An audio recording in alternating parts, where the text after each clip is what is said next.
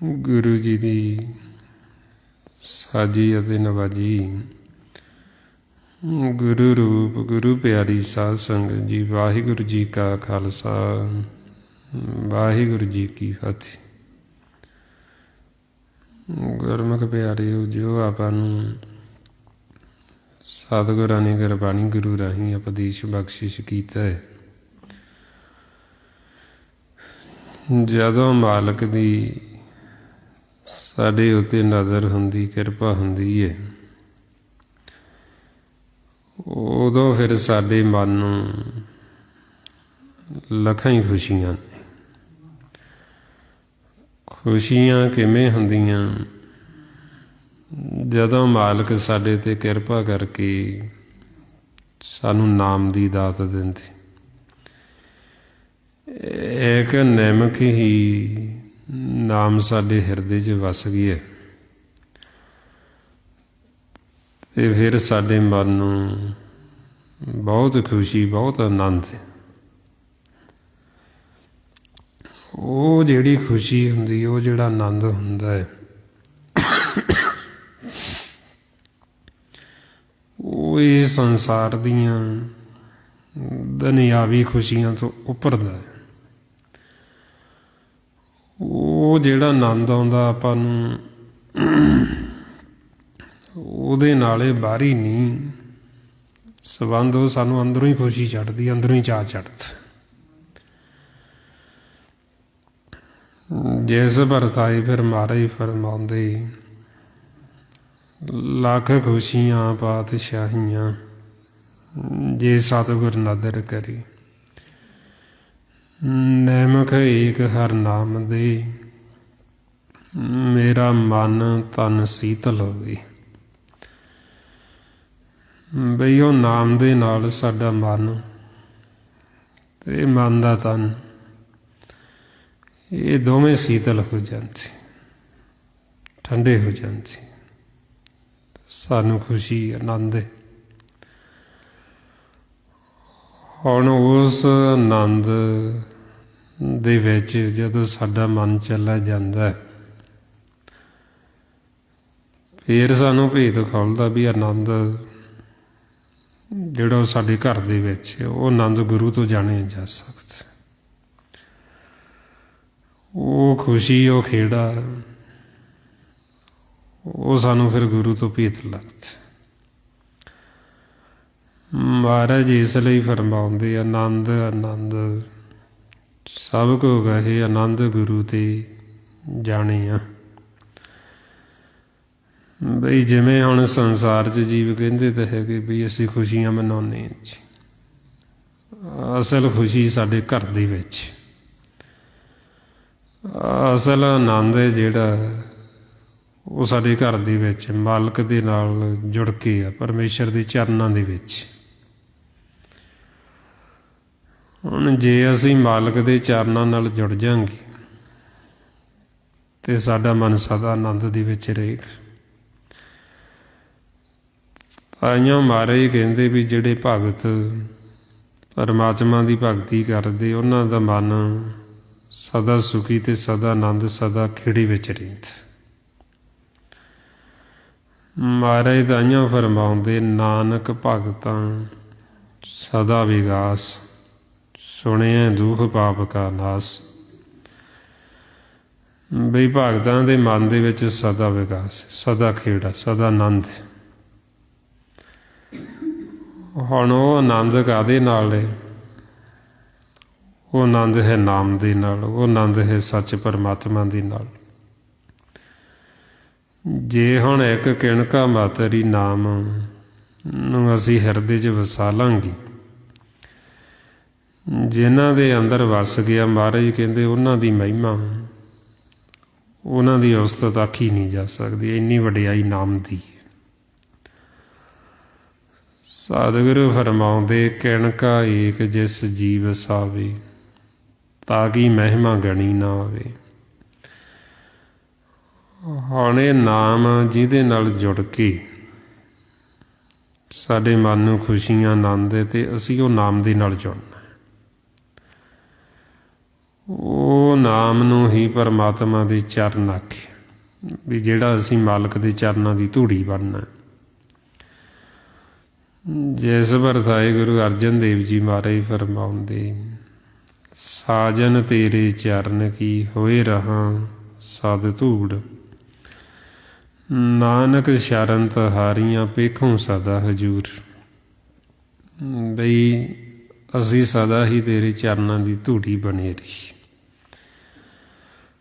ਸਾਡਾ ਮਨ ਸਦਾ ਤੇਰੇ ਚਰਨਾਂ ਦੇ ਵਿੱਚ ਰਵੇ, ਤੇ ਸਦਾ ਹੀ ਅਸੀਂ ਤੈਨੂੰ ਆਪਦੇ ਹਾਜ਼ਰ ਨਾਜ਼ਰ ਦੇਖਦੇ ਰਹੀਏ। ਹੁਣ ਜੇ ਅਸੀਂ ਮਾਲਕ ਨੂੰ ਨੇੜੇ ਦੇਖਾਂਗੇ ਤੇ ਸਾਨੂੰ ਆਨੰਦ, ਮਾਲਕ ਦੇ ਸਨਮੁਖ, ਤੇ ਸਾਡਾ ਮਨ ਖੁਸ਼ੀ 'ਚ ਰਹੇਗਾ, ਖੇੜੇ 'ਚ ਰਹੇਗਾ। ਜੇ ਅਸੀਂ ਮਾਲਕ ਦੇ ਚਰਨਾਂ 'ਚ ਰਵਾਂਗੇ ਤੇ ਉੱਥੇ ਮੌਜ ਹੀ ਮੌਜ, ਆਨੰਦ ਹੀ ਆਨੰਦ। ਤਾਈਆਂ ਮਹਾਰਾਜ ਕਹਿੰਦੇ, ਚਰਨ ਕਮਲ ਕੀ ਮੌਜ ਮੈਂ ਰਹੂੰ ਅੰਤ ਔਰ ਰਾਤ। ਵੀ ਤੇਰੇ ਚਰਨਾਂ ਦੀ ਮੌਜ ਦੇ ਵਿੱਚ, ਆਨੰਦ ਦੇ ਵਿੱਚ ਸਦਾ ਅਸੀਂ ਉੱਥੇ ਹੀ ਰਹੀਏ, ਤੇਰੇ ਚਰਨਾਂ ਨਾਲ ਜੁੜੇ ਰਹੀਏ। ਹੁਣ ਇਹ ਫਿਰ ਅਸੀਂ ਮਾਲਕ ਤੋਂ ਮੰਗਣਾ ਅੰਤ, ਪਰਮਾਤਮਾ ਤੋਂ। ਜਦੋਂ ਅਸੀਂ ਸਤਸੰਗ 'ਚ ਆਉਂਦੇ ਹਾਂ, ਸਤਿਗੁਰਾਂ ਪਾਸ ਆਉਂਦੇ ਹਾਂ, ਇੱਥੇ ਆ ਕੇ ਫਿਰ ਅਸੀਂ ਇਹ ਆਪਣੇ ਵਾਸਤੇ ਖੁਸ਼ੀ ਮੰਗਣੀ, ਮਨ ਵਾਸਤੇ। ਇੱਕ ਤਾਂ ਹੁੰਦਾ ਨਾ ਸੰਸਾਰ ਦੇ ਵਾਸਤੇ, ਇਹ ਤਨ ਵਾਸਤੇ, ਤਨ ਦੂਜਾ ਹੈ ਇਹਦੇ ਵਾਸਤੇ। ਇੱਕ ਹੁੰਦਾ ਆਪਦੇ ਵਾਸਤੇ, ਖੁਦ ਵਾਸਤੇ। ਖੁਦ ਵਾਸਤੇ ਜਾਣੀ ਦੀ ਆਪਣੇ ਵਾਸਤੇ, ਮਨ ਵਾਸਤੇ। ਹੁਣ ਮਨ ਵਾਸਤੇ ਮੰਗਣਾ ਕੀ ਹੈ? ਕਿਹੜਾ ਮੰਗਣਾ ਚੰਗਾ? ਅਸੀਂ ਮੰਗਣਾ ਵੀ ਮਹਾਰਾਜ ਸਾਡੇ 'ਤੇ ਕਿਰਪਾ ਕਰੋ, ਅਸੀਂ ਤੇਰੇ ਗੁਣ ਗਾਈਏ, ਅਸੀਂ ਹਰ ਜਸ ਕਰਦੇ ਰਹੀਏ। ਇਹ ਮਹਾਰਾਜ ਕਹਿੰਦੇ ਮੰਗਣਾ ਜਿਹੜਾ ਇਹ ਚੰਗਾ। ਫਰਮਾਉਂਦੇ ਨੇ, ਮੰਗਣਾ ਮੰਗਣ ਨੀਕਾ, ਹਰ ਜਸ ਗੁਰ ਤੇ ਮੰਗਣਾ। ਬਈ ਸਭ ਤੋਂ ਜਿਹੜਾ ਚੰਗਾ ਮੰਗਣਾ ਕੀ? ਮਾਲਕ ਦਾ ਜਸ, ਵੀ ਸਾਡੇ 'ਤੇ ਕਿਰਪਾ ਕਰੋ, ਸਾਨੂੰ ਆਪਦੀ ਸਿਫਤ ਸਲਾਹ ਦਾ ਕੱਪੜਾ ਦੇ ਦਿਓ, ਸਾਨੂੰ ਆਪਦੀ ਸਿਫਤ ਸਲਾਹ 'ਤੇ ਲਾਈ ਰੱਖੋ,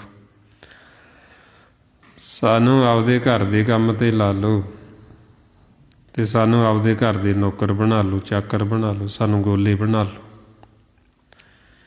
ਇਹ ਮੰਗਣਾ ਜੋ ਮਹਾਰਾਜ ਕਹਿੰਦੇ, ਤੁਮਰੀ ਸ਼ਰਨ ਤੁਮਾਰੀ ਆਸਾ,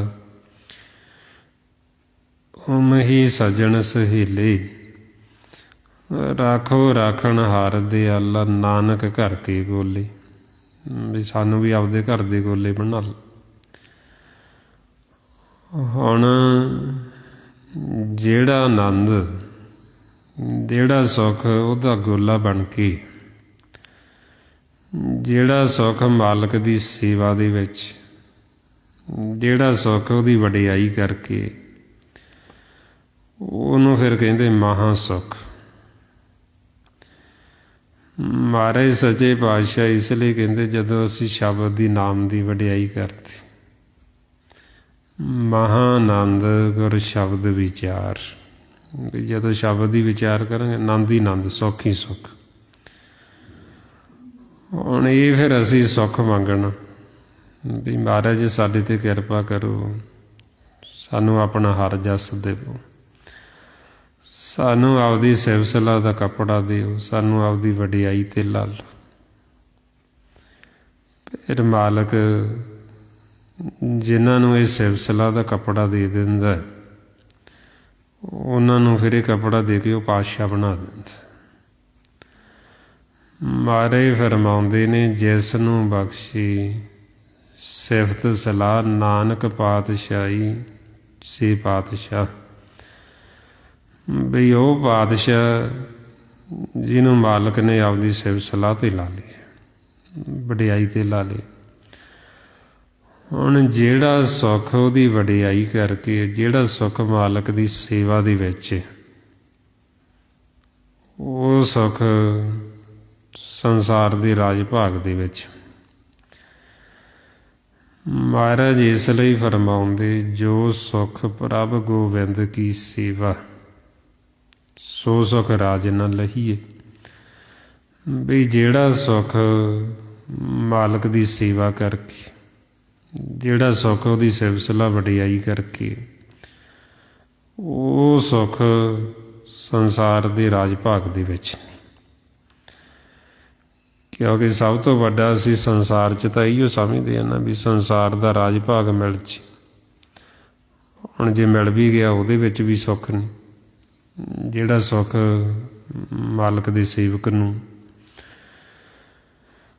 ਹੁਣ ਤਾਂ ਫਿਰ ਕਹਿੰਦੇ ਵੀ ਜਿਹੜਾ ਹਰੀ ਦਾ ਦਾਸ ਹੈ, ਜਿਹੜਾ ਉਹਦਾ ਸੇਵਕ ਹੈ, ਜਿਹੜਾ ਉਹਦੇ ਘਰ ਦਾ ਗੋਲਾ ਹੈ,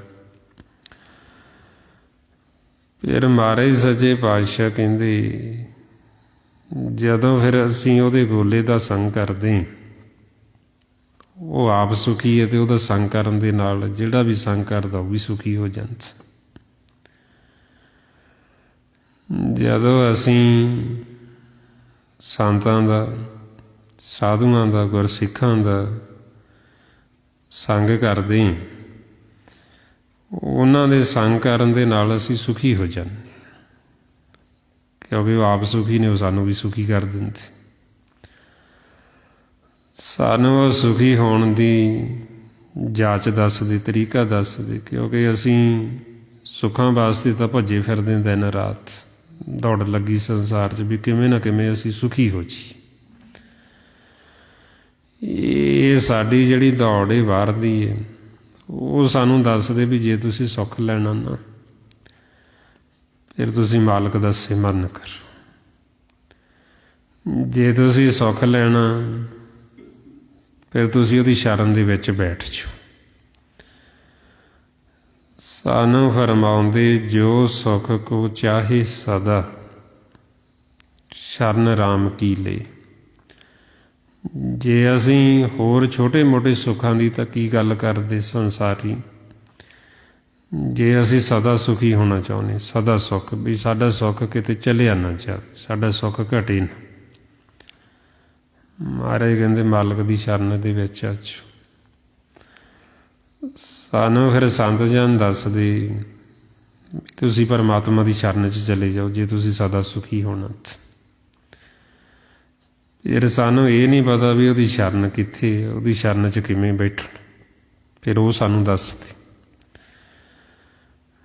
ਬਈ ਉਹਦੀ ਸ਼ਰਨ ਦੇ ਵਿੱਚ ਬੈਠਣ ਵਾਸਤੇ ਸਾਡੇ ਜਿਹੜੇ ਵਿਚਾਰ ਨੇ, ਸਾਡੀ ਆਪਣੀ ਮੱਤ, ਸਾਡੀ ਸੋਚ, ਇਹ ਸਾਨੂੰ ਮਾਲਕ ਦੀ ਸ਼ਰਨ ਦੇ ਵਿੱਚ ਜਾਣ ਨਹੀਂ ਦਿੰਦੀ। ਜੇ ਤੁਸੀਂ ਸ਼ਰਨ ਦੇ ਵਿੱਚ ਜਾਣਾ ਹੈ ਤਾਂ ਤੁਸੀਂ ਇਹਨਾਂ ਵਿਚਾਰਾਂ ਨੂੰ ਛੱਡੋ, ਇਹਨਾਂ ਫੁਰਨਿਆਂ ਨੂੰ ਛੱਡੋ, ਆਪਦੀ ਮੱਤ ਨੂੰ ਛੱਡੋ।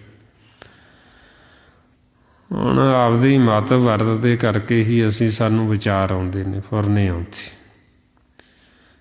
ਜੇ ਅਸੀਂ ਆਪਦੀ ਮੱਤ ਛੱਡ ਦਈਏ ਤਾਂ ਸਾਨੂੰ ਕੋਈ ਵਿਚਾਰ ਆਉਣਾ ਹੀ ਨਹੀਂ, ਸਾਨੂੰ ਵਿਚਾਰ ਕੋਈ ਦ੍ਰਿੜ ਨਹੀਂ ਹੋਣਾ। ਸਹਿਜ ਸੁਭਾਅ ਅਸੀਂ ਚੱਲਾਂਗੇ ਸੰਸਾਰ ਦੇ ਵਿੱਚ, ਬਈ ਜੋ ਹੋ ਰਿਹਾ ਮਾਲਕ ਦੀ ਰਜ਼ਾ 'ਚ ਹੋ ਰਿਹਾ, ਅਤੇ ਸਾਡਾ ਮਨ ਕੋਈ ਰੋਸ ਨਹੀਂ ਕਰੇਗਾ, ਗਿਲਾ ਸ਼ਿਕਵਾ ਨਹੀਂ ਕਰੇਗਾ, ਅਤੇ ਸਾਡੇ ਵਿਚਾਰ ਵਧਣੇ ਹੀ ਨਹੀਂ। ਵਿਚਾਰ ਸਾਡੇ ਉੱਤੇ ਉਦੋਂ ਹਾਵੀ ਹੁੰਦੇ, ਉਦੋਂ ਸਾਡੇ ਵਿਚਾਰ ਜ਼ਿਆਦਾ ਵੱਧਦੇ ਜਦੋਂ ਅਸੀਂ ਆਪਦੀ ਮੱਤ ਵਰਤਦੇ। ਜਦੋਂ ਅਸੀਂ ਆਪਦੀ ਮੱਤ ਵਰਤਦੇ ਹਾਂ, ਫਿਰ ਅਸੀਂ ਸੰਸਾਰ ਦੇ ਵਿੱਚ ਚਾਹੁੰਦੇ ਹਾਂ ਵੀ ਜੋ ਅਸੀਂ ਕਹਿੰਦੇ ਹਾਂ ਉਵੇਂ ਹੋਵੇ। ਜਦੋਂ ਉਵੇਂ ਹੁੰਦਾ ਨਹੀਂ, ਅਸੀਂ ਹੋਰ ਦੁੱਖ ਖੱਟਦੇ, ਕਿਉਂਕਿ ਸਾਡਾ ਸੋਚਿਆ ਹੋਇਆ ਉਵੇਂ ਹੋਣਾ ਨਹੀਂ। ਤਾਂ ਫਿਰ ਸਾਨੂੰ ਕਹਿੰਦੇ ਵੀ ਝੱਖ ਨਾ ਮਾਰੋ, ਵੀ ਆਪਦੀ ਮੱਤ ਨਾ ਵਰਤੋ, ਆਪਦੀ ਸਿਆਣਪ ਨਾ ਵਰਤੋ। ਜੋ ਤੁਸੀਂ ਕਹਿੰਦੇ ਹੋ ਉਵੇਂ ਹੋਣਾ ਨਹੀਂ, ਅਤੇ ਜੋ ਮਾਲਕ ਨੇ ਕਰਨਾ ਉਹਨੂੰ ਕੋਈ ਮਿਟਾ ਨਹੀਂ ਸਕਦਾ, ਉਵੇਂ ਹੀ ਹੋਣਾ। ਮਹਾਰਾਜ ਇਸ ਲਈ ਫਰਮਾਉਂਦੇ, ਕਬੀਰ ਝੱਖ ਨਾ ਝਖੀਏ, ਤੁਮਰੋ ਕਿਹੋ ਨਾ ਹੋਏ। ਕਰਮ ਕਰੀਮ ਜੋ ਕਰ ਰਹੇ ਸੋ ਮੇਟ ਨਾ ਸਕੇ ਕੋਈ। ਜੋ ਮੱਲ ਕਰਦਾ ਉਹਨੂੰ ਕੋਈ ਮਿਟਾ ਨਹੀਂ ਸਕਦਾ, ਉਵੇਂ ਹੀ ਹੁੰਦਾ। ਹੁਣ ਇੱਥੇ ਫਿਰ ਜਿਹੜਾ ਤਾਂ ਮਨਮੁਖ ਜੀਵ, ਉਹ ਕਹਿੰਦਾ ਹੈ ਵੀ ਜੇ ਫਿਰ ਜੋ ਕਿਸਮਤ 'ਚ ਜੇ ਉਵੇਂ ਹੀ ਹੋਣਾ ਹੈ ਤਾਂ ਫਿਰ ਸਿਮਰਨ ਕਰਨ ਦੀ ਕੀ ਲੋੜ ਹੈ ਮੈਨੂੰ, ਫਿਰ ਸੰਗਤ ਕਰਨ ਦੀ ਮੈਨੂੰ ਕੋਈ ਲੋੜ ਹੈ। ਜੇ ਹੋਣਾ ਉਹ ਤਾਂ ਹੋਣਾ ਹੀ ਹੋਣਾ। ਹੁਣ ਜਿਹੜੇ ਗੁਰਮੁਖ ਨੇ ਉਹ ਜਦੋਂ ਇਸ ਅਵਸਥਾ 'ਚ ਆਉਂਦੇ, ਉਹ ਕਹਿੰਦੇ ਵੀ ਜਿਹੜਾ ਹੋਣਾ ਹੈ ਉਹ ਤਾਂ ਹੋਣਾ ਹੀ ਹੈ। ਉਹ ਫਿਰ ਹੋਰ ਆਪਦਾ ਅਭਿਆਸ ਕਰਦੇ ਵੀ, ਤਾਂ ਕਿ ਜਦੋਂ ਅਸੀਂ ਅਭਿਆਸ ਕਰਾਂਗੇ ਫਿਰ ਸਾਡੇ ਮਨ ਦੇ ਵਿੱਚ ਇੰਨੀ ਸ਼ਕਤੀ, ਇੰਨੀ ਜਰਨ ਸ਼ਕਤੀ ਆ ਜਾਏਗੀ, ਇੰਨੀ ਸਹਿਣਸ਼ੀਲਤਾ, ਸਬਰ, ਸੰਤੋਖ ਆ ਜਾਏਗਾ। ਜੇ ਕੋਈ ਸੰਸਾਰ ਦੀ ਮੁਸੀਬਤ ਆਏਗੀ ਵੀ ਅਸੀਂ ਉਹਨੂੰ ਮਾਲਕ ਦਾ ਭਾਣਾ ਮੰਨ ਕੇ ਖੁਸ਼ੀ ਖੁਸ਼ੀ ਉਹਨੂੰ ਜਰ ਲਾਂਗੇ। ਜਿਹੜਾ ਜੀਵ ਹੁਣ ਕਹਿੰਦਾ ਵੀ ਫਿਰ ਮੈਨੂੰ ਸਿਮਰਨ ਕਰਨ ਦੀ ਕੀ ਲੋੜ ਹੈ, ਜੋ ਹੋਣਾ ਉਹ ਤਾਂ ਹੋਣਾ ਹੀ, ਜਦੋਂ ਹੋਏਗਾ ਉਹ ਹੋਰ ਦੁਖੀ ਹੋਏਗਾ, ਹੋਰ ਅਸ਼ਾਂਤ ਹੋਏਗਾ, ਉਹਦੇ ਮਨ ਨੂੰ ਹੋਰ ਦੁੱਖ ਲੱਗੇਗਾ, ਉਹ ਹੋਰ ਦੁੱਖਾਂ ਵਿੱਚ ਚਲਾ ਜਾਏਗਾ। ਸੋ ਇਸ ਵਾਸਤੇ ਫਿਰ ਆਪਾਂ ਨੂੰ ਸਮਝਾਉਂਦੇ ਵੀ ਜੋ ਹੋਣਾ ਉਹ ਤਾਂ ਹੋਣਾ ਹੀ ਹੈ। ਇਹਦਾ ਮਤਲਬ ਇਹ ਨਹੀਂ ਵੀ ਅਸੀਂ ਸਿਮਰਨ ਨਹੀਂ ਕਰਨਾ, ਇਹਦਾ ਮਤਲਬ ਇਹ ਵੀ ਨਹੀਂ ਵੀ ਅਸੀਂ ਸੰਗਤ ਨਹੀਂ ਕਰ ਸਕਾ। ਤੇ ਅਸੀਂ ਸੰਗਤ ਤਾਂ ਇਸ ਵਾਸਤੇ ਕਰਨੀ ਵੀ ਤਾਂ ਕਿ ਸਾਡਾ ਮਨ ਹੈ ਜਿਹੜਾ ਉਹ ਭਾਣੇ 'ਚ ਆ ਜੇ, ਸਾਡਾ ਮਨ ਹੁਕਮ ਦੇ ਵਿੱਚ ਆ ਜੇ। ਅਸੀਂ ਸਿਮਰਨ ਇਸ ਵਾਸਤੇ ਕਰਨਾ ਵੀ ਜੋ ਮਾਲਕ ਕਰਦਾ ਉਹ ਸਾਨੂੰ ਭਲਾ ਪ੍ਰਤੀਤ ਹੋਣ ਲੱਗ ਜੇ, ਬਈ ਜੋ ਤੂੰ ਕਰਦਾ ਹੈ ਉਹੀਓ ਸਾਡੇ ਵਾਸਤੇ ਭਲਾ ਹੈ, ਉਹੀਓ ਸਾਡੇ ਵਾਸਤੇ ਚੰਗਾ ਹੈ। ਇਹੀਓ ਫਿਰ ਸਾਨੂੰ ਸੰਤ ਸਾਧੂ ਜਨ ਸਮੱਤ ਦਿੰਦੇ। ਮਾਰੇ ਫਰਮਾਉਂਦੇ, ਜੋ ਪ੍ਰਭ ਕੀਨੋ ਸੋਈ ਭਲ ਮਾਨਿਓ, ਇਹ ਸਮੱਤ ਸਾਧੂ ਤੇ ਪਾਈ। ਬਈ ਜੋ ਮਾਲਕ ਕਰ ਰਿਹਾ ਉਹਨੂੰ ਭਲਾ ਭਲਾ ਕਰਕੇ ਮੰਨਣਾ, ਰੋਸ ਨਹੀਂ ਕਰ। ਜੇ ਅਸੀਂ ਰੋਸ ਨਹੀਂ ਕਰਾਂਗੇ ਤੇ ਸਾਡੇ ਵਿਚਾਰ ਵਧਣੇ ਹੀ ਨਹੀਂ, ਸਾਡਾ ਮਨ ਹੋਰ ਸੁੱਖ, ਹੋਰ ਸਹਿਜ ਵਿੱਚ, ਹੋਰ ਆਨੰਦ 'ਚ ਚਲਾ ਜਾਏਗਾ। ਜੇ ਅਸੀਂ ਮਾਲਕ ਦੇ ਭਾਣੇ ਨੂੰ ਮਿੱਠਾ ਮਿੱਠਾ ਕਰਕੇ ਮੰਨਾਂਗੇ, ਸੰਸਾਰ ਦੇ ਦੁੱਖ ਉਹ ਸਾਨੂੰ ਹੋਰ ਆਨੰਦ ਦੇ ਵਿੱਚ ਲੈ ਜਾਣਗੇ, ਹੋਰ ਸਾਡਾ ਮਨ ਸਹਿਜ ਵਿੱਚ, ਹੋਰ ਡੂੰਘਾਈ ਦੇ ਵਿੱਚ ਚਲਾ ਜਾਏਗਾ। ਜੇ ਹੁਣ ਅਸੀਂ ਨਹੀਂ ਗੁਰੂ ਦੀ ਮੱਤ ਲੈ ਕੇ ਚੱਲਦੇ, ਫਿਰ ਜੇ ਸੰਸਾਰ ਦਾ ਦੁੱਖ ਆ ਗਿਆ ਤੇ ਫਿਰ ਅਸੀਂ ਉਹ ਦੁੱਖ ਨੂੰ ਹੋਰ ਜ਼ਿਆਦਾ ਵਧਾ ਦਾਂਗੇ, ਹੋਰ ਜ਼ਿਆਦਾ ਸਾਡਾ ਮਨ ਅਸ਼ਾਂਤ, ਹੋਰ ਦੁਖੀ ਹੋ ਜਾਏਗਾ, ਥੋੜ੍ਹਾ ਦੁੱਖ ਵੀ ਜ਼ਿਆਦਾ ਲੱਗੇਗਾ। ਇਸ ਵਾਸਤੇ ਫਿਰ ਜਦੋਂ ਆਪਾਂ ਸਾਧ ਸੰਗਤ ਕਰਦੇ ਹਾਂ, ਗੁਰੂ ਦੀ ਮੱਤ ਦੁਆਰਾ ਚੱਲਦੇ ਹਾਂ, ਸੰਸਾਰ ਨਾਲੋਂ ਆਪਣਾ ਖੇਲ ਸਾਰਾ ਉਲਟ ਜਾਂਦਾ। ਸੰਸਾਰ ਦਾ ਵੈਸੇ ਪੁੱਠਾ ਚੱਲਦਾ ਖੇਲ, ਆਪਣਾ ਸਿੱਧਾ ਹੋ ਜਾਂਦਾ। ਆਈਆਂ ਸਤਿਗੁਰਾਂ ਨੇ ਇਸੇ ਅਵਸਥਾ ਦੇ ਵਿੱਚ ਹੀ ਫਿਰ ਜਿਹੜਾ ਦੁੱਖ ਸਾਨੂੰ ਮਾਲਕ ਦੇ ਨਾਲ ਜੋੜ ਦਿੰਦਾ ਹੈ ਉਹਨੂੰ ਦਾਰੂ ਕਹਿ ਦਿੱਤਾ, ਤੇ ਜਿਹੜਾ ਸੁੱਖ ਜਿਹੜਾ ਸਾਨੂੰ ਮਾਲਕ ਨੂੰ ਭੁਲਾ ਦਿੰਦਾ ਹੈ, ਮਾਲਕ ਤੋਂ ਦੂਰ ਕਰ ਦਿੰਦਾ, ਉਹਨੂੰ ਰੋਗ ਕਹਿ ਦਿੱਤਾ। ਮਹਾਰਾਜ ਫਰਮਾਉਂਦੇ ਦੁੱਖ ਦਾਰੂ ਸੁੱਖ ਰੋਗ ਭਇਆ। ਬਈ ਕਿਹੜੇ ਸੁੱਖ ਸਾਡੇ ਲਈ ਰੋਗ ਬਣ ਜਾਂਦੇ, ਜਿਹੜੇ ਸਾਨੂੰ ਮਾਲਕ ਨੂੰ ਭੁਲਾ ਦਿੰਦੇ, ਜਿਹੜੇ ਸਾਨੂੰ ਪਰਮੇਸ਼ਰ ਤੋਂ ਦੂਰ ਲੈ ਜਾਂਦੇ, ਉਹ ਸੁੱਖ ਸਾਡੇ ਮਨ ਵਾਸਤੇ ਉਹ ਰੋਗ ਬਣ ਜਾਂਦੇ। ਦੁੱਖ ਕਿਹੜਾ ਦਾਰੂ ਬਣ ਜਾਂਦਾ, ਜਿਹੜਾ ਸਾਨੂੰ ਮਾਲਕ ਦੇ ਨੇੜੇ ਲੈ ਆਉਂਦਾ। ਜੇ ਕੋਈ ਐਸਾ ਦੁੱਖ ਸਾਨੂੰ ਲੱਗ ਗਿਆ ਮਨ ਨੂੰ, ਤੇ ਅਸੀਂ ਪਰਮਾਤਮਾ ਦੇ ਨੇੜੇ ਆ ਗਏ, ਪਰਮਾਤਮਾ ਦੀ ਸ਼ਰਨ 'ਚ ਚਲੇ ਗਏ, ਉਹ ਤਾਂ ਦੁੱਖ ਦਾਰੂ ਬਣ ਗਏ ਸਾਡੇ ਵਾਸਤੇ। ਉਹਦਾ ਦੁੱਖ ਸਾਨੂੰ ਮਾਲਕ ਦੇ ਨੇੜੇ ਲੈ ਗਿਆ, ਉਹ ਦੁੱਖ ਨੇ ਤਾਂ ਸਾਨੂੰ ਪਰਮਾਤਮਾ ਦੇ ਨਾਲ ਜੋੜ ਦਿੱਤਾ। ਉਹ ਦੁੱਖ ਨਹੀਂ, ਫਿਰ ਦਾਰੂ ਹੈ। ਜਿਹੜਾ ਸੁੱਖ ਸਾਨੂੰ ਮਾਲਕ ਨੂੰ ਭੁਲਾ ਦਿੰਦਾ ਹੈ, ਉਹ ਰੋਗ ਹੈ, ਉਹ ਦੁੱਖ ਬਣ ਜਾਂਦਾ ਸਾਡੇ ਮਨ ਵਾਸਤੇ। ਸੋ ਤਾਂ ਫਿਰ ਜਦੋਂ ਅਸੀਂ ਇਸ ਅਵਸਥਾ ਦੇ ਵਿੱਚ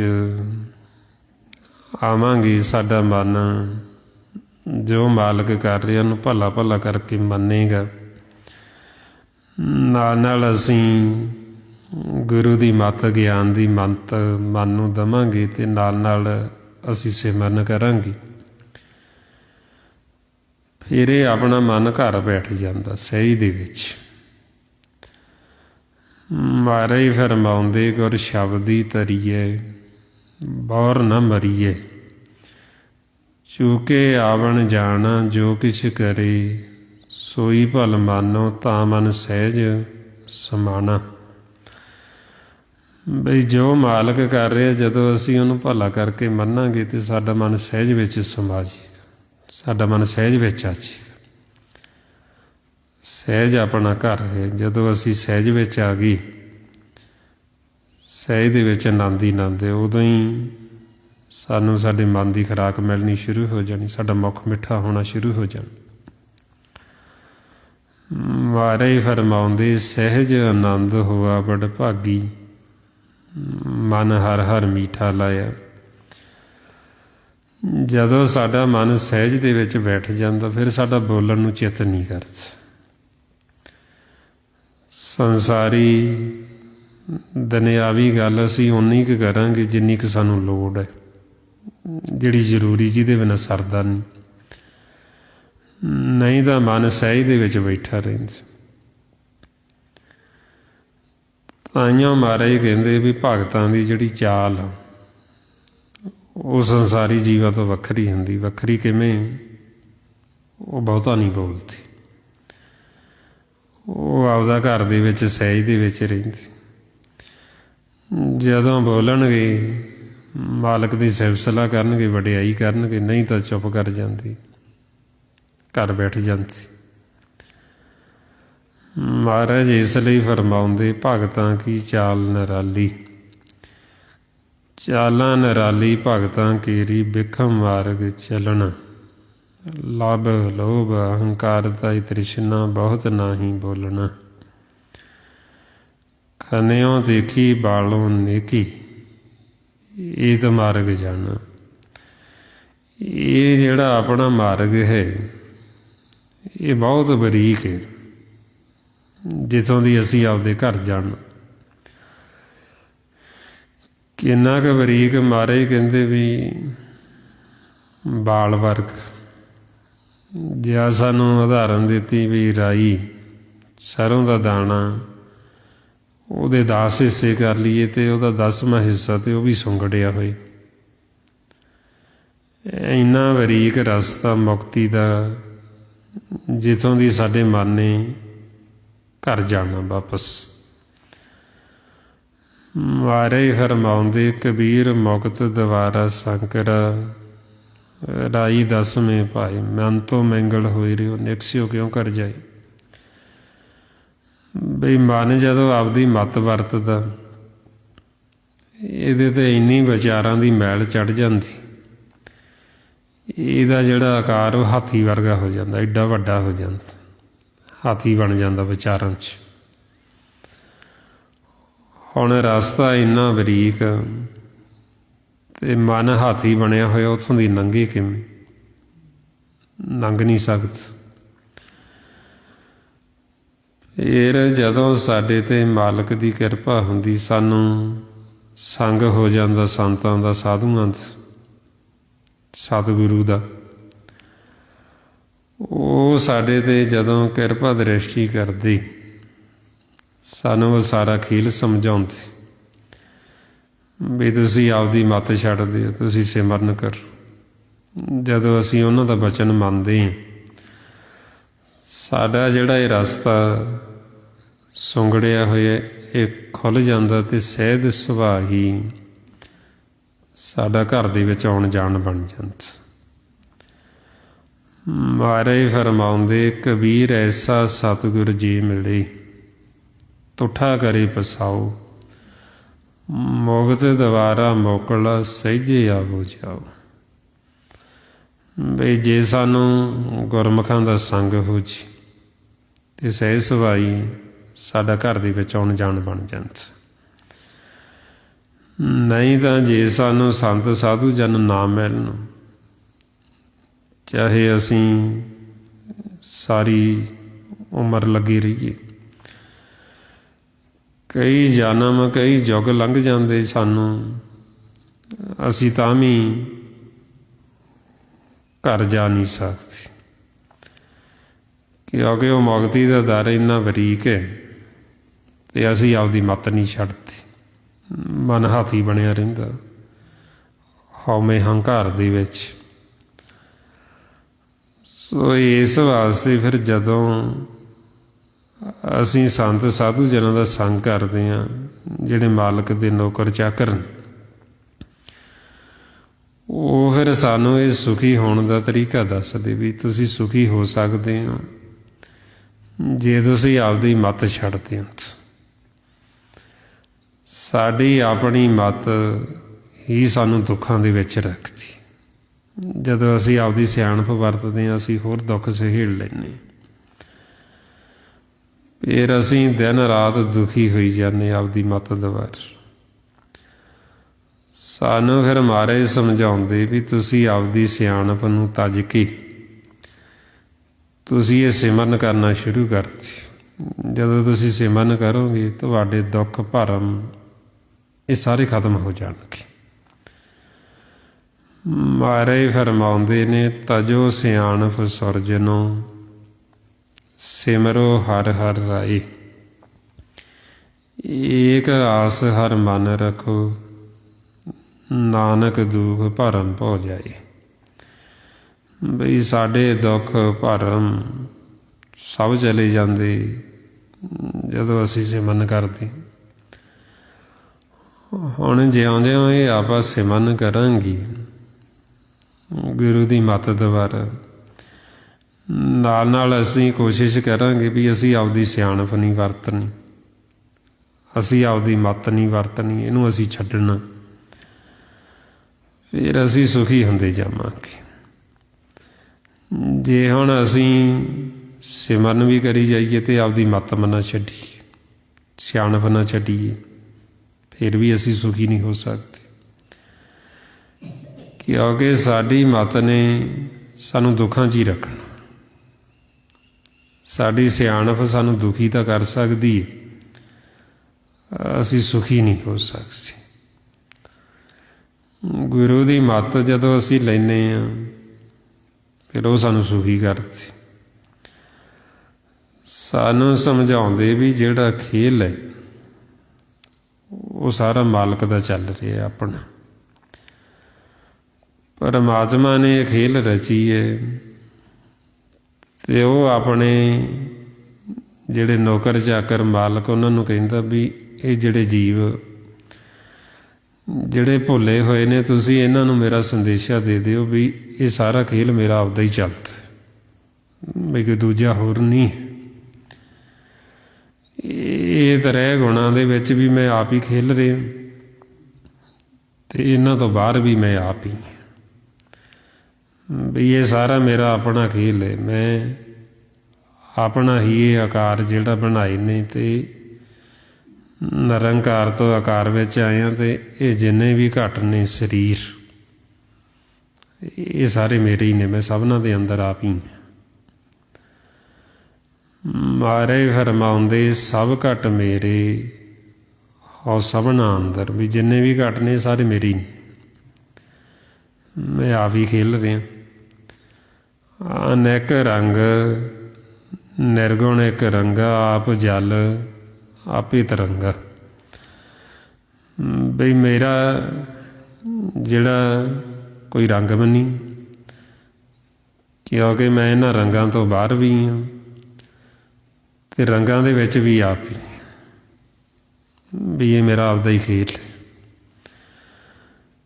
ਇਸ ਵਾਸਤੇ ਫਿਰ ਆਪਾਂ ਨੂੰ ਸਮਝਾਉਂਦੇ ਵੀ ਮੇਰੇ ਦੋ ਰੂਪ ਨੇ, ਇੱਕ ਨਿਰਗੁਣ ਤੇ ਦੂਸਰਾ ਸਰਗੁਣ, ਤੀਜਾ ਮੇਰਾ ਹੋਰ ਕੋਈ ਰੂਪ ਨਹੀਂ। ਸਰਗੁਣ ਨਿਰਗੁਣ ਨਿਰੰਕਾਰ, ਸੋਨ ਸਮਾਧੀ ਆਪ ਆਪਨ ਕੀਆ ਨਾਨਕਾ, ਆਪੇ ਹੀ ਫਿਰ ਜਾਪ। ਵੀ ਇਹ ਮੇਰਾ ਆਪਦਾ ਖੇਲ ਹੈ। ਜੇ ਕਿਸੇ ਦੇ ਵਿੱਚ ਗੁਣ ਨਹੀਂ, ਉਹ ਗੁਣ ਵੀ ਮੈਨੂੰ ਦਿੱਤੇ ਹੋਏ ਨੇ, ਪਰਮਾਤਮਾ ਦੇ ਨੇ। ਜੇ ਕਿਸੇ ਦੇ ਵਿੱਚ ਔਗਣ ਨੇ, ਔਗਣ ਵੀ ਮੈਂ ਦਿੱਤੇ ਹੋਏ ਨੇ, ਕਿਸੇ ਹੋਰ ਨੇ ਨਹੀਂ, ਕਿਸੇ ਹੋਰ ਦਾ ਖੇਲ ਨਹੀਂ, ਇਹ ਸਾਰਾ ਮੇਰਾ ਆਪਦਾ ਖੇਲ। ਤੇ ਗੁਣਾਂ ਤੇ ਔਗਣਾਂ ਦਾ ਫੈਸਲਾ ਕਰਨ ਵਾਲਾ ਕੋਈ ਹੋਰ ਨਹੀਂ, ਮੈਂ ਖੁਦ ਬੈਠਾ। ਸਭ ਨੂੰ ਮੈਂ ਦੇਖ ਰਿਹਾ, ਅੰਦਰੋਂ ਵੀ ਦੇਖਦਾ, ਬਾਹਰੋਂ ਵੀ ਦੇਖਦਾ, ਕਿਉਂਕਿ ਮੇਰਾ ਆਪਦਾ ਖੇਲ। ਸੋ ਇਸ ਵਾਸਤੇ ਫਿਰ ਆਪਾਂ ਨੂੰ ਸਮਝਾਉਂਦੇ, ਜਦੋਂ ਇਹ ਸਾਨੂੰ ਖੇਲ ਦੀ ਚੰਗੀ ਤਰ੍ਹਾਂ ਸਮਝ ਲੱਗ ਜਾਂਦੀ, ਫਿਰ ਅਸੀਂ ਕਹਿੰਦੇ ਵੀ ਹੁਣ ਅਸੀਂ ਮਾੜਾ ਕਿਹਨੂੰ ਆਖੀਏ, ਮੰਦਾ ਕਿਹਨੂੰ ਆਖਾਂ ਮੈਂ। ਬਈ ਜਦੋਂ ਤੂੰ ਸਾਰਿਆਂ ਦੇ ਅੰਦਰ ਹੈ, ਸਾਰੇ ਤੇਰੇ ਵਿੱਚ ਵਸਦੇ, ਤੂੰ ਸਭਨਾਂ ਦੇ ਵਿੱਚ ਵਸਦਾ। ਫਿਰ ਇਸ ਅਵਸਥਾ 'ਚ ਸਤਿਗੁਰੂ ਕਹਿੰਦੇ ਫਰੀਦਾ ਖਾਲਕ ਖਲਕ ਮੈਂ, ਖਾਲਕ ਵਸੇ ਰੱਬ ਮਾਹੀ, ਮੰਦਾ ਕਿਸ ਨੂੰ ਆਖੀਏ ਜਦ ਤੁਝ ਬਿਨ ਕੋਈ ਨਾਹੀਂ। ਬਈ ਮੈਂ ਮੰਦਾ ਕਿਹਨੂੰ ਆਖਾਂ ਜਦੋਂ ਤੇ ਤੋਂ ਬਿਨਾਂ ਹੋਰ ਕੋਈ ਹੈ ਹੀ ਨਹੀਂ, ਸਾਰਾ ਖੇਲ ਤਾਂ ਤੇਰਾ ਆਪਣਾ ਹੀ। ਬਈ ਜਦੋਂ ਮਾਲਕ ਦੀ ਇੱਛਾ ਹੁੰਦੀ, ਉਹ ਇੱਕ ਤੋਂ ਅਨੇਕ ਰੂਪ ਵਿੱਚ ਪ੍ਰਗਟ ਹੋ ਜਾਂਦੀ। ਜਦੋਂ ਉਹਦੀ ਇੱਛਾ ਹੁੰਦੀ ਬਈ ਫਿਰ ਇੱਕ ਰੂਪ ਹੋਣਾ, ਅਨੇਕ ਤੋਂ ਫਿਰ ਉਹ ਇੱਕ ਰੂਪ ਹੋ ਜਾਂਦੀ। ਇਹ ਪਤਾ ਨਹੀਂ ਕਿੰਨੀ ਕੁ ਵਾਰ ਪਸਾਰਾ ਫਸਰਿਆ, ਕਿੰਨੇ ਤੋਂ ਵਾਰ ਇੱਕ ਤੋਂ ਅਨੇਕ ਰੂਪ ਵਿੱਚ ਪ੍ਰਗਟ ਹੋਏ, ਫਿਰ ਇੱਕ ਰੂਪ ਹੋ ਗਏ, ਫਿਰ ਜਦੋਂ ਇੱਛਾ ਹੁੰਦੀ ਫਿਰ ਪਸਾਰਾ ਪਸਾਰ ਲੈਂਦੀ। ਮਹਾਰਾਜ ਇਸ ਲਈ ਗੁਰੂ ਗੋਬਿੰਦ ਸਿੰਘ ਜੀ ਫਰਮਾਉਂਦੇ, ਏਕ ਹੈ ਅਨੇਕ ਹੈ, ਅਨੇਕ ਹੈ ਫਿਰ ਏਕ ਹੈ। ਵੀ ਮਾਲਕ ਦੀ ਜਦੋਂ ਇੱਛਾ ਇੱਕ ਤੋਂ ਅਨੇਕ ਰੂਪ ਵਿੱਚ ਪ੍ਰਗਟ ਹੋ ਜਾਂਦਾ, ਜਦੋਂ ਉਹਦੀ ਇੱਛਾ ਫਿਰ ਇੱਕ ਰੂਪ ਹੋ ਜਾਂਦਾ, ਜਦੋਂ ਇੱਛਾ ਫਿਰ ਅਨੇਕ ਰੂਪ ਵਿੱਚ ਪ੍ਰਗਟ ਹੋ ਜਾਂਦਾ। ਹੁਣ ਸਾਰਾ ਇਹ ਖੇਲ ਪਰਮਾਤਮਾ ਦਾ ਆਪਤ ਹੈ। ਉਹ ਆਪੇ ਹੀ ਜਿੱਦਾਂ ਜੀਵ ਨੂੰ ਪ੍ਰੇਰਦਾ ਹੈ, ਜਿੱਦਾਂ ਦੀ ਉਹ ਮੱਤ, ਜਿੱਦਾਂ ਦਾ ਉਦਮ ਕਰਾਉਂਦਾ, ਉਦਾਂ ਹੀ ਜੀਵ ਕਰਦਾ। ਮਹਾਰਾਜ ਫਰਮਾਉਂਦੇ ਉਦਮ ਮਤ ਪ੍ਰਭ ਅੰਤਰ ਜਾਮੀ, ਜਿਉਂ ਪ੍ਰੇਰੇ ਤਿਉਂ ਕਰਨਾ। ਬਈ ਜਿੱਦਾਂ ਦੀ ਤੂੰ ਪ੍ਰੇਰਨਾ ਦਿੰਦਾ, ਜਿਵੇਂ ਤੂੰ ਅੰਦਰੋਂ ਬੈਠਾ ਪ੍ਰੇਰਦਾ, ਜੀ ਉੱਦਾਂ ਦਾ ਉਦਮ ਕਰਦੇ। ਉੱਦਾਂ ਦਾ ਹੀ ਜੀਵ ਕਰਮ ਕਰਦੀ। ਸੋ ਇਸ ਵਾਸਤੇ ਫਿਰ ਸਤਿਗੁਰੂ ਕਹਿੰਦੇ ਵੀ ਇਹਨਾਂ ਜਨਤਾਂ ਦੇ ਵੱਸ ਕੁਝ ਨਹੀਂ ਹੈ, ਸਾਰਾ ਕੁਝ ਮਾਲਕ ਦੇ ਵੱਸ ਹੈ। ਜੀਵ ਨੂੰ ਰੱਖਣਾ ਮਾਰਨਾ ਇਹ ਪਰਮਾਤਮਾ ਦੇ ਆਪ ਦੇ ਵੱਸ ਹੈ। ਮਾਰੇ ਰਾਖੀ ਕੋ ਆਪ, ਮਾਨਕ ਕੇ ਕਿਛ ਨਾਹੀ ਹਾਥ। ਵੀ ਅਸੀਂ ਨਾ ਕਿਸੇ ਨੂੰ ਦੂਜੇ ਨੂੰ ਦੋਸ਼ ਦਿੰਦੇ ਹਾਂ, ਇਹ ਮਾਲਕ ਦਾ ਆਪਣਾ ਖੇਲ ਹੈ। ਜਦ ਤੱਕ ਸਵਾਸ ਨੇ ਉਹਨਾਂ ਸਮਾਂ ਉਹ ਹੱਥ ਦੇ ਕੇ ਰੱਖ ਲੈਂਦਾ, ਕੋਈ ਕਿਸੇ ਨੂੰ ਮਾਰ ਨਹੀਂ ਸਕਦਾ। ਜਿਸ ਕੇ ਸਾਸ ਨ ਕਾਢਤ ਆਪ, ਤਾਂ ਕੋ ਰੱਖ ਹੱਦੀ ਕਰ ਹੱਥ। ਮਹਾਰਾਜ ਕਹਿੰਦੇ ਜਦ ਤੱਕ ਜੀਵ ਦੇ ਸਵਾਸ ਦਿੱਤੇ ਹੋਏ ਮੈਂ ਖੁਦ ਨਹੀਂ ਕੱਢ ਲੈਂਦਾ, ਰੋਕ ਨਹੀਂ ਦਿੰਦਾ, ਉਹਨਾਂ ਸਮਾਂ ਮੈਂ ਹੱਥ ਦੇ ਕੇ ਰੱਖ ਲੈਂਦਾ। ਕੋਈ ਕਿਸੇ ਜੀਵ ਨੂੰ ਦੂਜਾ ਕੋਈ ਮਾਰ ਨਹੀਂ ਸਕਦਾ। ਜੇ ਮਾਲਕ ਨੂੰ ਭਾਵੇ ਤੇ ਉਹ ਬਿਨਾਂ ਸਵਾਸਾਂ ਤੋਂ ਵੀ ਰੱਖ ਸਕਦਾ, ਪਰ ਆ ਭਾਵੇ ਬਿਨ ਸਾਸ ਤੇ ਰੱਖੇ। ਆਪਾਂ ਦੇਖਦੇ ਹਾਂ ਨਾ, ਕਈ ਵਾਰ ਆਪਾਂ ਨੂੰ ਸੰਸਾਰ 'ਚ ਦੇਖਣ ਨੂੰ ਮਿਲਦਾ ਹੈ ਬਈ ਫਲਾਣਾ ਬੰਦਾ ਸੀਗਾ ਜੀ, ਮਰ ਗਿਆ, ਤੇ ਜਦੋਂ ਮਰ ਗਿਆ ਤੇ ਪਰਿਵਾਰ ਨੇ ਸਾਰੇ ਰਿਸ਼ਤੇਦਾਰਾਂ ਨੂੰ, ਸਾਕ ਸੰਬੰਧੀਆਂ ਨੂੰ ਬੁਲਾ ਲਿਆ, ਇਕੱਠੇ ਹੋ ਗਏ। ਜਦੋਂ ਸੰਸਕਾਰ ਕਰਨ ਗਏ ਤੇ ਉਹ ਜਦੋਂ ਸੰਸਕਾਰ ਕਰਨ ਲੱਗੇ ਤੇ ਉਹ ਉੱਠ ਕੇ ਬੈਠ ਗਏ। ਉਹ ਕੀ ਹੋਇਆ ਵੀ ਸਵਾਸਾਂ ਤੋਂ ਬਿਨਾਂ ਕਿੰਨਾ ਸਮਾਂ ਉਹਨੂੰ ਮਾਲਕ ਨੇ ਰੱਖ ਲਿਆ। ਸੋ ਇਸ ਲਈ ਇਹ ਤਾਂ ਮਾਲਕ ਦਿਖਾਉਂਦੇ ਸਾਨੂੰ ਜੀਵਾਂ ਨੂੰ ਸਮਝਾਉਣ ਵਾਸਤੇ ਬਈ ਇਹ ਕਿਸੇ ਜੀਵ ਦੇ ਵੱਸ ਨਹੀਂ ਹੈ, ਵੀ ਇਹ ਮੇਰੇ ਵੱਸ ਹੈ, ਮੇਰਾ ਆਪਦਾ ਖੇਲ ਹੈ। ਜੇ ਮੈਂ ਚਾਹਾਂ ਤੇ ਮੈਂ ਬਿਨਾਂ ਸਵਾਸਾਂ ਤੋਂ ਵੀ ਰੱਖ ਸਕਦਾ। ਸੋ ਤਾਂ ਫਿਰ ਆਪਾਂ ਨੂੰ ਸਮਝਾਉਂਦੇ ਵੀ ਜੇ ਸਾਨੂੰ ਖੇਲ ਦੀ ਚੰਗੀ ਤਰ੍ਹਾਂ ਸਮਝ ਲੱਗ ਜੇਗੀ, ਗੁਰਬਾਣੀ ਗੁਰੂ ਦਾ ਅਸੀਂ ਕਹਿਣਾ ਮੰਨ ਲਾਂਗੇ, ਫਿਰ ਸਾਡੇ ਮਨ ਦੇ ਵਿੱਚ ਕੋਈ ਗਿਲਾ ਸ਼ਿਕਵਾ, ਕੋਈ ਕਿਸੇ ਪ੍ਰਥਾਏ ਸਾਡੇ ਅੰਦਰ ਦੁਬਦਾ ਜਾਂ ਵੈਰ ਵਿਰੋਧ ਜਾਂ ਈਰਖਾ ਨਫ਼ਰਤ ਰਹਿੰਦੀ ਨਹੀਂ। ਜੇ ਹੁਣ ਅਸੀਂ ਇਹ ਖੇਲ ਨੂੰ ਨਹੀਂ ਸਮਝਦੇ, ਫਿਰ ਅਸੀਂ ਵੈਰ ਵਿਰੋਧ 'ਚ ਚਲੇ ਜਾਵਾਂਗੇ ਵੀ ਉਹ ਫਲਾਣੇ ਨੇ ਬੜਾ ਮਾੜਾ ਕੀਤਾ ਜੀ, ਤੇ ਉਹਦੇ ਨਾਲ ਅਸੀਂ ਦੁਬਦਾ ਖੜੀ ਕਰ ਲਾਂਗੇ, ਈਰਖਾ ਨਫ਼ਰਤ ਕਰਨੀ ਸ਼ੁਰੂ ਕਰ ਦਾਂਗੇ। ਜੇ ਹੁਣ ਅਸੀਂ ਇਹ ਸਮਝਾਂਗੇ ਵੀ ਮਾਲਕ ਦਾ ਖੇਲ ਹੈ ਤੇ ਅਸੀਂ ਸਹਿਜ ਵਿੱਚ ਰਵਾਂਗੇ। ਜਦੋਂ ਸਹਿਜ ਵਿੱਚ ਰਵਾਂਗੇ ਤੇ ਸਾਨੂੰ ਸੁੱਖ ਹੈ, ਸਾਨੂੰ ਆਨੰਦ ਹੈ ਆਪਦੇ ਘਰ ਦੇ ਵਿੱਚ ਬੈਠੇ। ਤੇ ਇਹੋ ਮਹਾਰਾਜ ਸਾਨੂੰ ਕਹਿ ਰਹੇ ਵੀ ਤੁਸੀਂ ਆਪਦੇ ਘਰ ਆ ਕੇ ਬੈਠੋ ਤੇ ਫਿਰ ਤੁਸੀਂ ਦੇਖਿਓ ਵੀ ਖੇਲ ਕਿਵੇਂ ਚੱਲਦਾ। ਮਹਾਰਾਜ ਇਸ ਲਈ ਆਪਾਂ ਨੂੰ ਬੁਲਾਉਂਦੇ ਨਾ, ਨਿਜ ਘਰ ਮਹਿਲ ਪਾਵੋ ਸੁਖ ਸਹਿਜੇ, ਬੌਰ ਨਾ ਹੋਏਗਾ ਫੇਰ। ਵੀ ਤੁਸੀਂ ਨਿਜ ਮਹਿਲ ਅੱਜ ਤੁਸੀਂ ਘਰ ਆਓ, ਘਰ ਆ ਕੇ ਸੁੱਖ ਲਵੋ, ਆਨੰਦ ਲਵੋ, ਤੇ ਫਿਰ ਦੇਖੋ ਵੀ ਖੇਲ ਕਿਵੇਂ ਚੱਲਦਾ। ਜਦੋਂ ਹੁਣ ਅਸੀਂ ਆਪਦੇ ਘਰ ਬੈਠ ਜਾਵਾਂਗੇ ਸਹਿਜ ਦੇ ਵਿੱਚ, ਸਹਿਜ ਆਪਣਾ ਘਰ ਹੈ, ਫਿਰ ਆਪਾਂ ਦੇਖਾਂਗੇ ਵੀ ਕਿਵੇਂ ਖੇਲ ਚੱਲਦਾ। ਤੇ ਫਿਰ ਜਦੋਂ ਦੇਖਾਂਗੇ ਫਿਰ ਸਾਨੂੰ ਭੇਦ ਖੁੱਲ੍ਹਦਾ ਵੀ ਕਰਨ ਵਾਲਾ ਮਾਲਕ ਹੀ ਹੈ। ਕਰਨ ਕਾਰਨ ਪ੍ਰਭ ਏਕ ਹੈ, ਦੂਸਰ ਨਾਹੀ ਕੋਈ। ਨਾਨਕ ਤਿਸ ਬਲਿਹਾਰਨੇ, ਜਲ ਥਲ ਮਹੀਲ ਸੋਈ। ਤਾਈਓ ਗੁਰੂ ਨਾਨਕ ਪਾਤਸ਼ਾਹ ਸਾਨੂੰ ਸਮਝਾਉਂਦੇ ਵੀ ਜਿਵੇਂ ਪਾਣੀ 'ਚ ਮਾਲਕ ਆਪ ਹੈ, ਪਾਣੀ ਦੇ ਵਿੱਚ ਮੱਛੀ ਹੈ ਉਹ ਵੀ ਆਪ ਹੈ, ਤੇ ਜਿਹੜਾ ਮੱਛੀ ਨੂੰ ਫੜਨ ਵਾਲਾ ਜਾਲ ਵੀ ਆਪ ਹੀ ਹੈ, ਸਾਰਾ ਕੁਛ ਆਪ ਹੀ ਹੈ, ਦੂਜਾ ਕੋਈ ਹੋਰ ਹੈ ਹੀ ਨਹੀਂ। ਜਿਵੇਂ ਹੁਣ ਆਪਾਂ ਸੰਗਤ ਦੇ ਵਿੱਚ ਆਉਂਦੇ, ਸੰਗਤ ਨੂੰ ਚਟਸਾਲ ਕਹਿੰਦੇ, ਸਤਿਗੁਰ ਦਾ ਸਕੂਲ। ਮਹਾਰਾਜ ਕਹਿੰਦੇ ਵੀ ਉਹ ਆਪ ਹੀ ਚਟਸਾਲ ਹੈ ਤੇ ਪਾਂਦਾ ਵੀ ਆਪ ਹੀ। ਪਾਂਦਾ ਕਹਿੰਦੇ ਵੀ ਜਿਹੜਾ ਪੜ੍ਹਾਉਣ ਵਾਲਾ, ਜਿਹੜਾ ਸਮਝਾਉਣ ਵਾਲਾ, ਸਮਝਾਉਂਦਾ ਵੀ ਆਪ ਹੀ ਹੈ ਤੇ ਸਮਝਣ ਵਾਲਾ ਵੀ ਆਪ ਹੀ ਹੈ। ਜਿਹੜਾ ਸਮਝਦਾ ਉਹਨੂੰ ਕਹਿੰਦੇ ਚਾਟੜੀ। ਵੀ ਜਿਵੇਂ ਆਪਾਂ ਕਹਿੰਦੇ ਨੇ ਸਕੂਲ ਦੇ ਵਿੱਚ ਟੀਚਰ ਅਤੇ ਵਿਦਿਆਰਥੀ, ਅਤੇ ਇਸੇ ਤਰ੍ਹਾਂ ਹੀ ਗੁਰੂ ਸਾਹਿਬ ਕਹਿੰਦੇ ਆਪੇ ਚਟਸਾਲ ਆਪੇ ਪਾਂਧਾ, ਆਪਣੇ ਚਾਟੜੇ ਪੜ੍ਹਨ ਕਵਾਣੀ। ਬਈ ਆਪੇ ਹੀ ਪੜ੍ਹਨ ਵਾਸਤੇ ਆਉਂਦਾ ਅਤੇ ਪਾਂਧਾ ਪੜ੍ਹਾਉਣ ਵਾਲਾ ਵੀ ਆਪ ਹੀ, ਅਤੇ ਆਪੇ ਹੀ ਮੱਤ ਦੇ ਕੇ ਸਿਆਣਾ ਕਰਨ ਵਾਲਾ ਵੀ ਆਪ ਹੀ, ਅਤੇ ਆਪ ਹੀ ਭੁਲਾਉਣ ਵਾਲਾ ਸਾਰਾ ਆਪ ਹੀ, ਦੂਜਾ ਹੋਰ ਕੋਈ ਹੈ ਹੀ ਨਹੀਂ।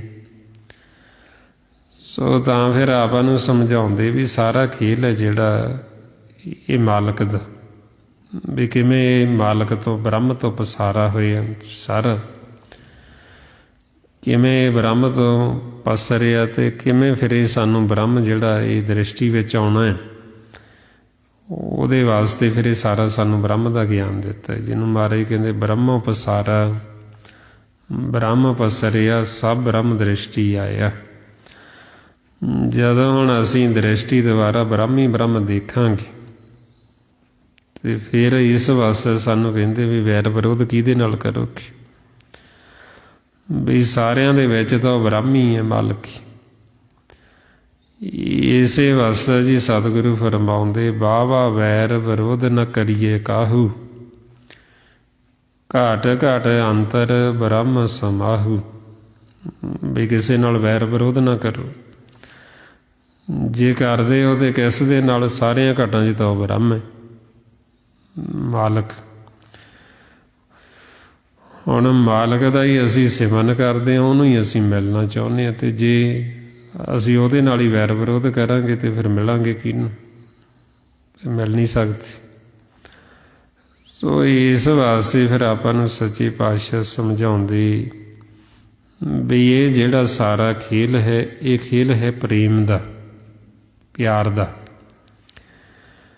ਬਈ ਇਸ ਵਾਸਤੇ ਫਿਰ ਆਪਾਂ ਨੂੰ ਦੱਸਦੇ, ਜਦੋਂ ਸਾਡਾ ਮਨ ਇਹ ਪ੍ਰੇਮ ਦੇ ਮਾਰਗ ਦੇ ਉੱਤੇ ਚੱਲੇਗਾ, ਲਿਵਦੇ ਰਸਤੇ 'ਤੇ, ਜਿਹਨੂੰ ਸੰਤ ਮਾਰਗ ਕਹਿੰਦੇ, ਜਦੋਂ ਅਸੀਂ ਸੰਤਾਂ ਦਾ ਦੱਸਿਆ ਹੋਇਆ ਬਚਨ ਕਮਾਵਾਂਗੇ ਅਤੇ ਅਸੀਂ ਆਪਦੇ ਜੀਵਨ ਦਾ ਲਾਹਾ ਕੱਟ ਲਾਂਗੇ। ਅਸੀਂ ਇਹ ਭਵ ਸਾਗਰ ਸੰਸਾਰ ਸਾਗਰ ਤੋਂ ਪਾਰ ਹੋ ਜਾਵਾਂਗੇ। ਮਹਾਰਾਜ ਇਸ ਲਈ ਫਰਮਾਉਂਦੇ ਸੰਤੋ ਸਾਗਰ ਪਾਰ ਉਤਰੀਏ, ਜੇ ਕੋ ਬਚਨ ਕਮਾਵੇ ਸੰਤਨ ਕਾ ਸੋ ਗੁਰ ਪ੍ਰਸ਼ਾਦੀ ਤਰੀਏ। ਬਈ ਜੇ ਅਸੀਂ ਬਚਨ ਕਮਾਈਏ ਤਾਂ ਅਸੀਂ ਤਰ ਜਾਂਦੇ, ਅਤੇ ਬਚਨ ਆਪਾਂ ਨੂੰ ਕੀ ਕਰਦੇ? ਹੁਣ ਬਚਨ ਸਾਨੂੰ ਇਹੀਓ ਕਰਦੇ ਵੀ ਤੁਸੀਂ ਸਿਮਰਨ ਕਰੋ ਅਤੇ ਤੁਸੀਂ ਆਪਦੀ ਮੱਤ ਆਪਦੀ ਸਿਆਣਪ ਨੂੰ ਛੱਡੋ। ਜੇ ਹੁਣ ਅਸੀਂ ਇਹ ਬ੍ਰਹਮ ਦਾ ਗਿਆਨ ਲੈਣਾ ਚਾਹੁੰਦੇ, ਜੇ ਅਸੀਂ ਗੁਰੂ ਦੀ ਮੱਤ ਲੈਣੀ ਚਾਹੁੰਦੇ, ਸਤਿਗੁਰ ਦੀ ਮੱਤ, ਉਹਦੇ ਵਾਸਤੇ ਸਾਨੂੰ ਆਪਦੀ ਮੱਤ ਛੱਡਣੀ ਪਏਗੀ, ਫਿਰ ਸਾਨੂੰ ਇਹ ਬ੍ਰਹਮ ਦਾ ਗਿਆਨ ਹੋਣਾ, ਨਹੀਂ ਤਾਂ ਸਾਨੂੰ ਹੋਣਾ ਨਹੀਂ। ਅਤੇ ਤਾਈਓ ਮਹਾਰਾਜ ਸਮਝਾਉਂਦੇ, ਕਹਿੰਦੇ ਮਨ ਕੀ ਮੱਤ ਤਿਆਗੋ ਹਰਿ ਜਨ, ਇਹਾਂ ਬਾਤ ਕਠਿਨੀ। ਬਈ ਇਹੀਓ ਛੱਡਣੀ ਬੜੀ ਕਠਿਨ ਹੈ, ਬੜੀ ਔਖੀ, ਅਤੇ ਇਹਨੂੰ ਛੱਡਣ ਵਾਸਤੇ ਸਾਨੂੰ ਸਿਮਰਨ ਕਰਨਾ ਪੈਂਦਾ। ਜਦੋਂ ਹੁਣ ਆਪਾਂ ਲਗਾਤਾਰ ਇਹ ਸਿਮਰਨ ਕਰਾਂਗੇ, ਫਿਰ ਇਹ ਸਾਡੀ ਮੱਤ ਖਤਮ ਹੋਣੀ, ਫਿਰ ਸਾਨੂੰ ਗੁਰੂ ਅਤੇ ਸਤਿਗੁਰ ਦੀ ਮੱਤ ਆਉਣੀ, ਅਤੇ ਫਿਰ ਇਹ ਸਾਨੂੰ ਬ੍ਰਹਮ ਦਾ ਗਿਆਨ ਹੋਣਾ। ਇਸ ਲਈ ਮਹਾਰਾਜ ਫਰਮਾਉਂਦੇ ਆਨ ਦਿਨ ਹਰਿ ਹਰਿ ਨਾਮ ਧਿਆਵੋ, ਗੁਰ ਸਤਿਗੁਰ ਕੀ ਮੱਤ ਲੈਣੀ। ਜੇ ਹੁਣ ਅਸੀਂ ਚਾਹੁੰਦੇ ਹਾਂ ਸਤਿਗੁਰ ਦੀ ਮੱਤ ਲੈਣੀ, ਜੇ ਅਸੀਂ ਚਾਹੁੰਦੇ ਹਾਂ ਵੀ ਸਾਨੂੰ ਵੀ ਸਾਰੇ ਬ੍ਰਹਮ ਹੀ ਬ੍ਰਹਮ ਦਿਸੇ, ਅਤੇ ਉਹਦੇ ਵਾਸਤੇ ਫਿਰ ਕਹਿੰਦੇ ਵੀ ਆਨ ਦਿਨ ਸਿਮਰਨ ਕਰੋ, ਇਹ ਲਗਾਤਾਰ ਅਭਿਆਸ ਕਰੋ। ਆਓ ਹੁਣ ਜੋ ਸਤਿਗੁਰੂ ਸਾਨੂੰ ਇਹ ਸਿਮਰਨ ਦੱਸ ਰਹੇ, ਸਾਰੇ ਗੁਰਮੁਖ ਪਿਆਰੇ, ਆਓ ਕਰੋ ਜੀ ਸ਼ੁਰੂ। ਵਾਹਿਗੁਰੂ ਵਾਹਿਗੁਰੂ ਵਾਹਿਗੁਰੂ ਵਾਹਿਗੁਰੂ ਵਾਹਿਗੁਰੂ ਵਾਹਿਗੁਰੂ ਵਾਹਿਗੁਰੂ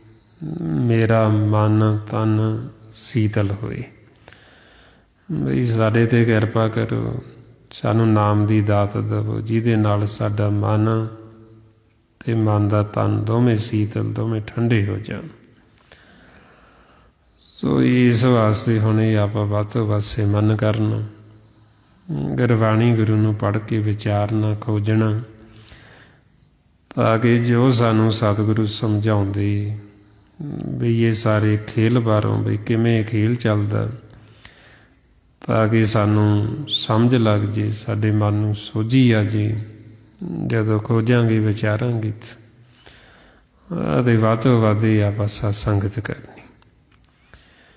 ਇਹ ਜੋ ਸਾਰਾ ਭੇਦ ਗੁਰਬਾਣੀ ਗੁਰੂ ਦੁਆਰਾ ਆਪਾਂ ਨੂੰ ਦਿੱਤਾ ਮਹਾਂਪੁਰਖਾਂ ਨੇ, ਭਾਈ ਸਾਹਿਬ ਭਾਈ ਸੇਵਾ ਸਿੰਘ ਜੀ ਧਰਮਾਲਾ, ਬਈ ਜੋ ਸਤਿਗੁਰੂ ਸਾਨੂੰ ਸਾਰਾ ਇਹ ਬ੍ਰਹਮ ਦਾ ਗਿਆਨ ਦੇ ਰਹੇ, ਵੀ ਕਿਵੇਂ ਅਸੀਂ ਬ੍ਰਹਮ 'ਚੋਂ ਪ੍ਰਗਟ ਹੋਏ ਹਾਂ, ਕਿਵੇਂ ਅਸੀਂ ਵਾਪਸ ਫਿਰ ਬ੍ਰਹਮ ਦੇ ਵਿੱਚ ਲੀਨ ਹੋਣਾ, ਸਮਾਉਣਾ, ਉਹ ਆਪਾਂ ਨੂੰ ਗੁਰਬਾਣੀ ਗੁਰੂ ਦੁਆਰਾ ਗੁਰਮੁਖਾਂ ਨੇ ਸਮਝਾਇਆ। ਅਤੇ ਆਪਾਂ ਵੀ ਸਮਝ ਕੇ ਆਪਦੇ ਜੀਵਨ ਦਾ ਜੋ ਲਾਹਾ ਹੈ ਇਹ ਆਪਾਂ ਲਾਹਾ ਪ੍ਰਾਪਤ ਕਰ ਸਕਦੇ। ਸੋ ਇੰਨੀਆਂ ਬੇਨਤੀਆਂ ਨੇ। ਇਹ ਇੰਨੇ ਵਿਚਾਰ ਕਰਦਿਆਂ ਹੋਇਆਂ ਜੇ ਕੋਈ ਐਸਾ ਸ਼ਬਦ ਬੋਲਿਆ ਗਿਆ ਹੋਵੇ, ਸੰਗਤ ਅਤੇ ਸਤਿਗੁਰੂ ਬਖਸ਼ਣ ਯੋਗ ਨੇ, ਬਖਸ਼ ਲੈਣਾ ਜੀ। ਵਾਹਿਗੁਰੂ ਜੀ ਕਾ ਖਾਲਸਾ, ਵਾਹਿਗੁਰੂ ਜੀ ਕੀ ਫਤਿਹ। ਵਾਹਿਗੁਰੂ ਵਾਹਿਗੁਰੂ ਵਾਹਿਗੁਰੂ।